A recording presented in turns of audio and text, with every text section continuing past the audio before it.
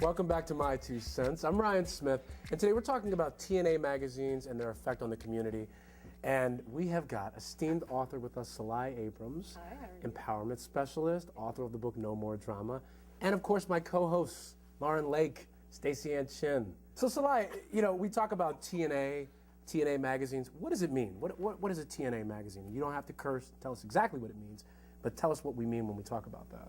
Well, the T stands for breast, and the A stands for posterior. Posterior? Yes. Like lower back? Or? As in your bum. Okay.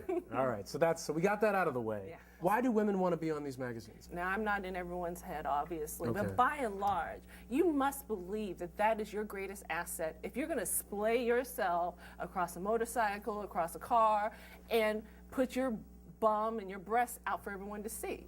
But what about feeling good about yourself and saying, I want to show the world, as opposed to... You feel good. Are you on a bike, Splade? For the right money, I guess I would. No, I'm joking. But you know, but that's what I'm saying. Like, You're right. Think about a daughter you might then, have. And well, then say, my question... If you can apply it to your mother or your daughter and it feels good to you. But well, sometimes... But my question is why then? Why? If it's not good for them to... If it's, Money, prestige, self-esteem. Self-esteem. Can we talk about self-esteem for a minute here?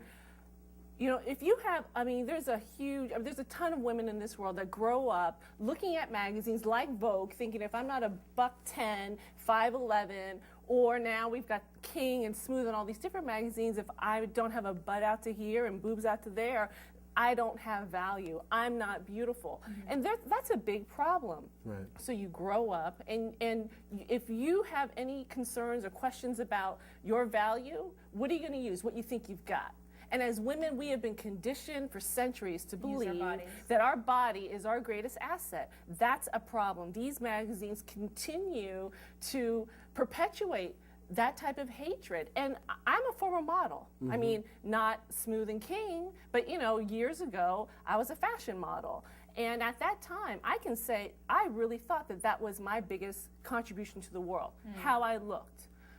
But I mean, I think it's important to value your looks, but when they define your entire being, when that's who you think you are, that's a problem. But does being on the magazine cover mean that they're defining their entire being by being on the magazine cover? Which is why I think it gets dicey when we start talking about it.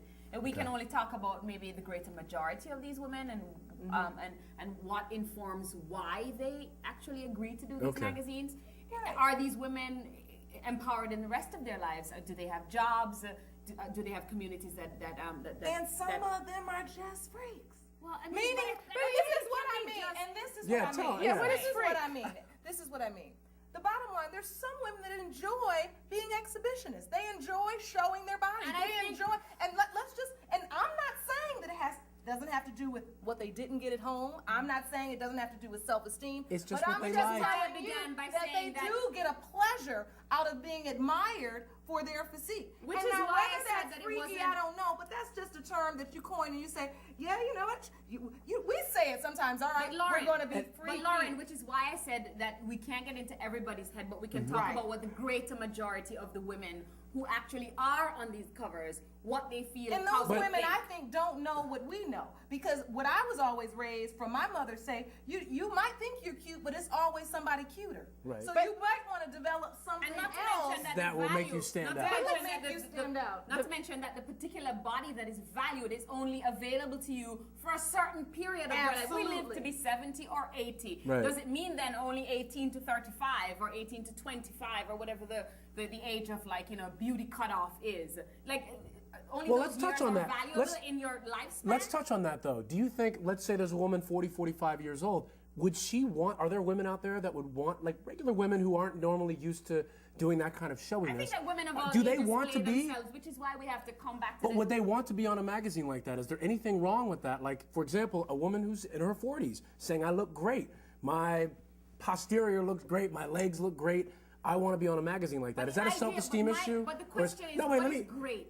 Okay, well, Like, you know, is that a self-esteem? Then let me just say this: is that a self-esteem issue, or is that just a woman feeling good about her body and wanting to display it? We all make choices that are based upon our needs. So if your predominant need is to get attention, maybe a woman would put herself in a magazine, but I guarantee you, King will not be putting a 45-year-old woman in their magazine. They're choosing young girls who maybe don't have a level of consciousness that an older woman would have. If you were to ask me today, would I do the work that I did before? Absolutely not. I have a 12-year-old daughter. I have a 17-year-old son.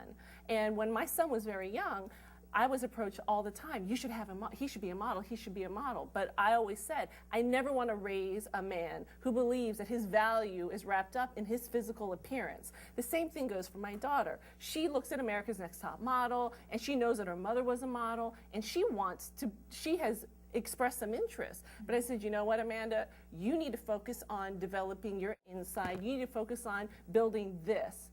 If you choose as an adult to go into that industry, that's your choice. And then but I would never if you promote have, like, other careers, if you have other career opportunities and you want to go ahead and do that, then I have nothing to say to you. My problem is with the greater majority of women who do not have any other option to earn money. And they look around and they assess, where's the place that I can get maximum earning? Do they and make it has a to lot be of money? No, they don't make money. Some do. The top ones make a lot of but money. But it's not so much the money that they make in the moment, but It's what the they videos, think it's they all could the things make that come- by right. going It's on the the videos, pursuit of the money. pursuit of the money, or the potential of it. Because, you know, if you could become, you know, just about anybody who's naked, then, you know, maybe somebody else will have you. Maybe Playboy will have you in a spread, or somebody else will have you, and all of a sudden you think you can make money, and it's this chasing after celebrity. And many which women is do. tied up And with many fame women and do. fortune. But what about the impact on our communities? With the problem that I have with these magazines isn't about a woman's right to choose if she does put herself in this magazine or not. It's, what does my daughter think when she's passing by that magazine stand and she sees a woman with a huge butt and a big chest, and my daughter's skinny? And she's not built that way. What does that make her think about herself? When my son passes these magazines and he looks at these women, does he think that they are put on this earth for his sexual pleasure?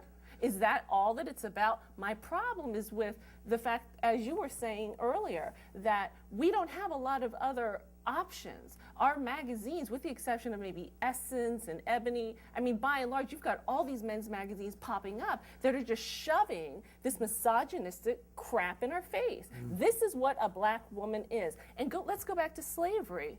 We've got, you know, we were people's playthings. Where was our choice?